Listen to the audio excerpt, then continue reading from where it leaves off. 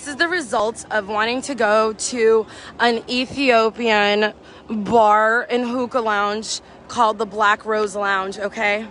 So we go there and there's someone in an OLF flag as a dress, and it sparked someone's anger. Once the guy got angry, he took a radio and threw it in a Oromo guy's face. Once that happened, hell broke loose. We were all trying to fight, mainly their men, trying to hit the Oromo women. Soon thereafter, as we tried to leave the hookah bar, shots were fired.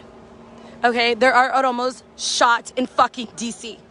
And they knew we were out of our fucking territory, so we were not strapped, okay? Yeah, they shot at Oromo kids. They never served me the 3 hookahs I ordered, might I add. And we tried to leave, and as we were all leaving, there was shots fired in the air. We had no choice but to call the police, as there are, I believe, 3 people hit. All Oromos. I believe 1 or 2 of them are grazed. I'm not sure, but this is what happens. You guys, this is ridiculous. But if they want to bring this type of smoke, just come to Seattle. You guys know we're not in our territory. Come to Seattle. If you guys want to keep it funky, if you want to be bout it, come to Seattle. You came somewhere where we're naked. We don't have anything on us. But if that makes you feel cool, do it.